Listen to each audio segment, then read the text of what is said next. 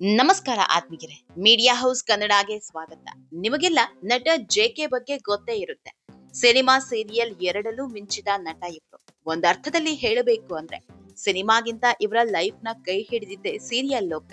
6 ಅಡಿ ಎತ್ತರ, ಕಟ್ಟುಮಸ್ತಾದ ದೇಹ, ನೋಡೋದಿಕ್ಕೂ ಸ್ಫುರದ್ರೂಪಿ, ಹೀರೋಗಳಿಗೆ ಬೇಕಾದ ಎಲ್ಲಾ ಕ್ವಾಲಿಟೀಸ್ ನಟ ಜೆಕೆಯಲ್ಲಿದೆ.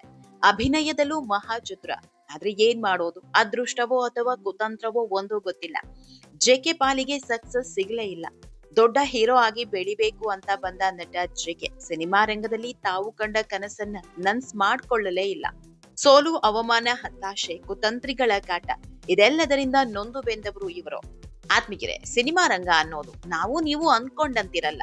ಇಲ್ಲ, ನಿಮ್ಮ ಬೆಂಬಲಕ್ಕೆ ದೊಡ್ಡವರು ನಿಂತ್ರಷ್ಟೇ ಬೆಲೆ. ಗಾಡ್ ಫಾದರ್ ಇದ್ದವರು ದಿನ ಬೆಳಗಾಗೋದ್ರೊಳಗೆ ಹೀರೋ ಆಗ್ತಾರೆ. ಇಲ್ಲಿ ಕಲೆಗಿಂತಲೂ ನೆಪೋಟಿಸಂಗೆ ಬೆಲೆ ಜಾಸ್ತಿ. ಕನ್ನಡ ಸಿನಿಮಾ ಇಂಡಸ್ಟ್ರಿಯಿಂದಲೇ ನಟ ಜೆಕೆಯನ್ನ ಕಿತ್ತೇಸಿಬೇಕು ಅಂತ ಅದೆಷ್ಟೋ ಮಂದಿ ಕುತಂತ್ರ ಮಾಡಿದ್ದು ಇದೆ. ನಟ ಜೆಕೆ ಬದುಕಲ್ಲಿ ಚೆಲ್ಲಾಟ ಆಡಿದವರ ಬಗ್ಗೆ ಇವತ್ತಿನ ವಿಡಿಯೋದಲ್ಲಿ ಹೇಳ್ತಾ ಹೋಗ್ತೀವಿ. ಅದಕ್ಕೂ ಮೊದಲು ನೀವಿನ್ನೂ ನಮ್ಮ ಚಾನೆಲ್ ನ ಸಬ್ಸ್ಕ್ರೈಬ್ ಮಾಡಿಲ್ಲ ಅಂದ್ರೆ ಮಿಸ್ ಮಾಡಬೇಡಿ, ಈಗಲೇ ಸಬ್ಸ್ಕ್ರೈಬ್ ಮಾಡಿ. ಈ ವಿಡಿಯೋವನ್ನು ಕೊನೆವರೆಗೂ ನೋಡಿ, ನಿಮ್ಮ ಅನಿಸಿಕೆಗಳನ್ನ ಕಮೆಂಟ್ ಮಾಡಿ. ಆತ್ಮೀಯರೇ, ನಟ ಜೆಕೆ ವೃತ್ತಿಯಲ್ಲಿ ಎಂಜಿನಿಯರ್. ಓದು ಮುಗಿಸ್ತಾ ಇದ್ದಂತೆ ಇದೇ ವೃತ್ತಿಯಲ್ಲಿ ಕಂಟಿನ್ಯೂ ಮಾಡಿದ್ರೆ ಇವತ್ತು ದೊಡ್ಡ ಹುದ್ದೆಯಲ್ಲಿ ಇರ್ತಿದ್ರೋ ಏನೋ.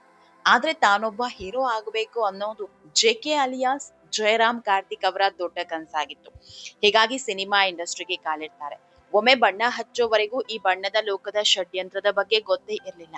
ಎಷ್ಟೇ ದೊಡ್ಡ ಕಲಾವಿದನಾದ್ರೂ ಅವಕಾಶಗಳಿಲ್ಲದಿದ್ರೆ ಝೀರೋನೆ. ಹೀರೋ ಆಗಬೇಕು ಅಂತ ಕನ್ಸ್ ಕಂಡ ಜೆಕೆಗೆ ಇಲ್ಲೂ ಒಂದೊಳ್ಳೆ ಚಾನ್ಸ್ ಸಿಗ್ಲೇ ಇಲ್ಲ. ಕೊನೆಗೆ ಸಿಕ್ಕ ಸಣ್ಣ ಪುಟ್ಟ ಪಾತ್ರಗಳ ಮೂಲಕವೇ ಗಟ್ಟಿಯಾಗಿ ನೆಲೆಯೂರಬೇಕು, ತಾನೊಬ್ಬ ಅದ್ಭುತ ಕಲಾವಿದ ಅನ್ನೋದನ್ನ ಪ್ರೂವ್ ಮಾಡಬೇಕು ಅನ್ನೋ ಹಠಕ್ಕೆ ಬೀಳ್ತಾರೆ. ಹೀಗಾಗಿ ಕೆಂಪೇಗೌಡ, ವರದ ನಾಯಕ, ಹೀಗೆ ಹಲವು ಸಿನಿಮಾಗಳಲ್ಲಿ ಪೋಷಕ ನಟನಾಗಿ ಅಭಿನಯಿಸ್ತಾರೆ.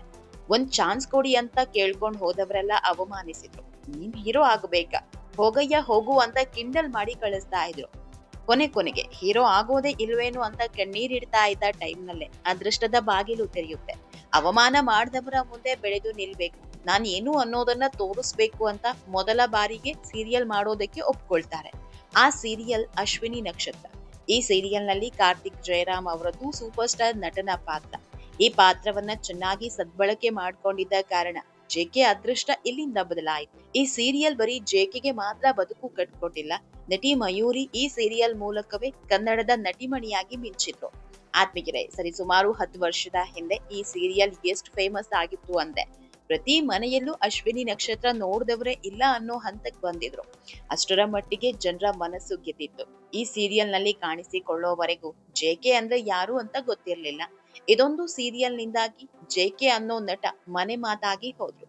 ಇಲ್ಲಿಂದ ಅವರ ಬದುಕೆ ಬದಲಾಗ್ತಾ ಹೋಯಿತು. ಸತತ 2 ವರ್ಷ ಕಿರುತೆರೆಯಲ್ಲಿ ಮಿಂಚಿದ ಜೆಕೆ ಅಪಾರ ಅಭಿಮಾನಿಗಳನ್ನ ಗಳಿಸ್ಕೊಂಡ್ರು. ಯಾವಾಗ ಸೀರಿಯಲ್ ಹಿಟ್ ಆಯ್ತು, ಒಂದಿಷ್ಟು ಸಿನಿಮಾಗಳ ಆಫರ್ಗಳು ಹುಡ್ಕೊಂಡ್ ಬಂತು. ಜಸ್ಟ್ ಲವ್, ಬೆಂಗಳೂರು 560023, ವಿಸ್ಮಯ, ಹೀಗೆ 3-4 ಸಿನಿಮಾದಲ್ಲಿ ಹೀರೋ ಆಗಿ ಕಾಣಿಸ್ಕೊಂಡ್ರು. ಆದ್ರೆ ಸೀರಿಯಲ್ ನಲ್ಲಿ ಸಿಕ್ಕ ಗೆಲುವು ಸಿನಿಮಾ ಲೋಕದಲ್ಲಿ ಸಿಗಲೇ ಇಲ್ಲ.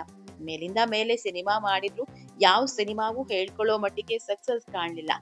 ಇದೇ ಸಮಯವನ್ನ ಕಾಯ್ತಾ ಇದ್ದ ಕೆಲವೊಂದಿಷ್ಟು ಮಂದಿ ಜೆಕೆ ಐರನ್ ಲೆಗ್, ಅವರನ್ನ ಹಾಕೊಂಡು ಸಿನಿಮಾ ಮಾಡಿದ್ರೆ ಹಾಕಿದ ಬಂಡವಾಳ ಕೂಡ ವಾಪಸ್ ಬರಲ್ಲ ಅನ್ನೋ ಹಣೆಪಟ್ಟಿ ಕಟ್ಟಿದ್ರು.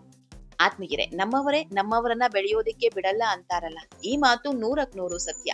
ಆದ್ರೆ ಮನುಷ್ಯ ಎಷ್ಟೇ ಕೇಡು ಬಯಸಿದ್ರು ಮೇಲೊಬ್ಬ ಭಗವಂತ ಇದ್ದಾನೆ, ಅವನು ಎಲ್ಲವನ್ನ ನೋಡ್ತಿರ್ತಾನೆ. ಜೆಕೆ ವಿರುದ್ಧ ತಮ್ಮವರೇ ಷಡ್ಯಂತ್ರ ಮಾಡಿದ್ರು. ಜೆಕೆ ಲಕ್ ಬದಲಾಯಿಸೋದಿಕ್ಕೆ ಆಗ್ಲಿಲ್ಲ. ಕನ್ನಡದಲ್ಲಿ ಅವಕಾಶದ ಬಾಗಿಲು ಮುಚ್ಚಿದ ಹೊತ್ತಲ್ಲೇ ಬಾಲಿವುಡ್ ನಿಂದ ದೊಡ್ಡದೊಂದು ಆಫರ್ ಹುಡ್ಕೊಂಡ್ ಬರುತ್ತೆ.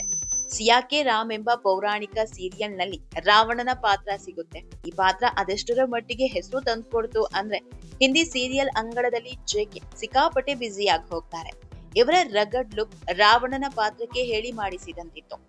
ಬಾಲಿವುಡ್ ಇಂಡಸ್ಟ್ರಿಯಲ್ಲಿ ದೊಡ್ಡ ಸಕ್ಸಸ್ ಕಂಡ ಜೆಕೆಗೆ ಅಲ್ಲೇ ಅವಕಾಶಗಳು ತೆರೆದುಕೊಳ್ತವೆ. ಹಿಂದಿಯಲ್ಲೇ ಪುಷ್ಪ ಐ ಹೇಟ್ ಟಿಯರ್ಸ್ ಅನ್ನೋ ಸಿನಿಮಾ ಕೂಡ ಮಾಡ್ತಾರೆ.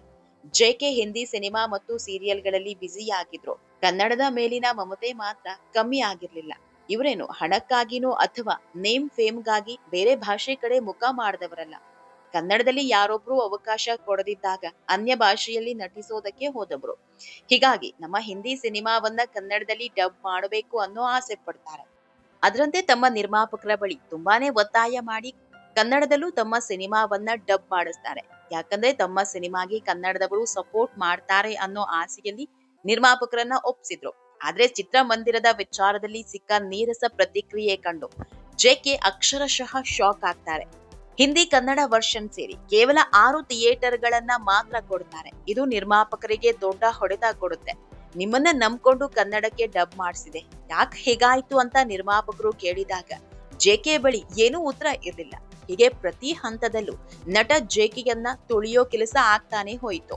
ಆತ್ಮೀಯರೇ, ಸಿನಿಮಾ ಸೀರಿಯಲ್ ಎರಡರಲ್ಲೂ ಅಭಿನಯಿಸಿದ ಜೆಕೆ ಬಿಗ್ ಬಾಸ್ ಮನೆಗೂ ಎಂಟ್ರಿ ಕೊಡ್ತಾರೆ. ಫೈನಲ್ ಡೇ ವರೆಗೆ ಉಳಿದಿದ್ದ ಜಯರಾಮ್ ಕಾರ್ತಿಕ್ಗೆ ಇಲ್ಲೂ ಅದೃಷ್ಟ ಕೈ ಕೊಡುತ್ತೆ. ಜೆಕೆ ಬದಲು ಟ್ರೋಫಿ ಗೆದ್ದಿದ್ದು ಚಂದನ್ ಶೆಟ್ಟಿ.